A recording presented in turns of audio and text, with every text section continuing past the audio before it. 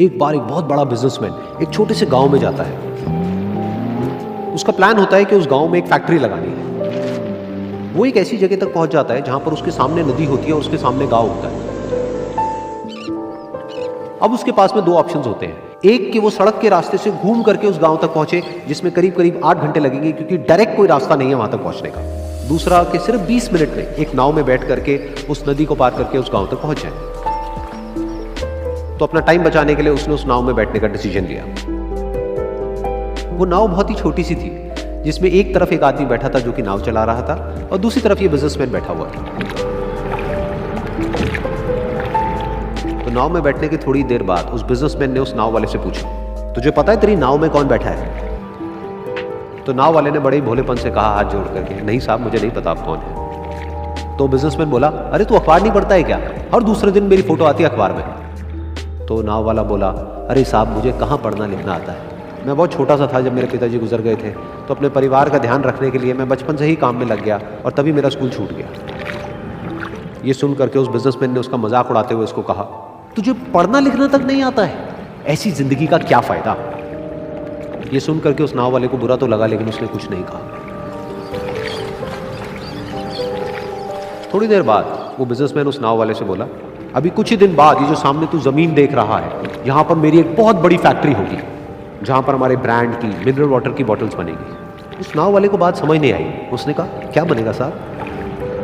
तो बिजनेसमैन थोड़ा सा इरिटेट होकर के बोला कि हमारे यहाँ पर पानी की बोतलें बनेंगी जो तेरे गाँव में नहीं बिकेगी लेकिन शहरों में बहुत बिकती है। अरे कभी तू शहर गया होगा तो तूने देखी होगी पानी की बोतलें रखी होती है दुकानों पर।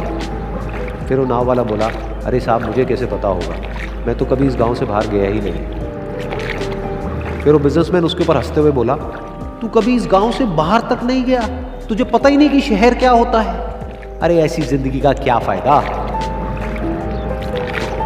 उसकी ये बात सुन करके उस नाव वाले को सच में लगने लगा कि मेरी जिंदगी शायद किसी काम की नहीं है। अपनी इस सोच की वजह से उसका नाव से ध्यान हटा और तभी नाव की टक्कर हो गई एक बड़े से पत्थर से, जिसकी वजह से नाव में पानी भरने लगा और नाव डूबने लगी। उस जगह पर पानी बहुत ही गहरा था और किनारा दूर था। नाव वाले को समझ आ गया कि अब इस नाव को बचाने का कोई तरीका नहीं है और वो अपनी जान बचाने के लिए नदी में छलांग मारने ही वाला था। तभी उसने उस बिजनेसमैन से पूछा, साहब आपको तैरना तो आता है ना? तो बिजनेसमैन घबरा करके बोला, ऐसा क्यों पूछ रहे हो, मुझे तैरना नहीं आता है। उसकी ये बात सुन करके नाव वाले को हंसी आ गई और वो बोला, अरे साहब आपको तैरना तक नहीं आता, ऐसी जिंदगी का क्या फायदा? ये सुन करके उस बिजनेसमैन को अपनी गलती का एहसास हुआ और वो हाथ जोड़ करके उस नाव वाले से बोला, तुम जो कहोगे मैं तुम्हें दूंगा, बस मेरी जान बचा लो। तो उस नाव वाले ने बोला, अरे साहब आप घबराओ नहीं, मुझे सिर्फ तैरना नहीं आता है, मुझे डूबते हुए लोगों को बचाना भी आता है। आप मुझे कस के पकड़ लो, मैं आपको कुछ नहीं होने दूंगा। और फिर उस नाव वाले ने ना सिर्फ अपनी बल्कि उस बिजनेसमैन की भी जान बचाई। तो इस कहानी से हम एक बहुत बड़ी सीख ले सकते हैं कि हमें जिंदगी में कभी भी किसी का भी मजाक नहीं उड़ाना चाहिए या उसको अपने से कम नहीं समझना चाहिए, क्योंकि हमें नहीं पता कि हमें कब कहां कैसे किसकी जरूरत पड़ जाए।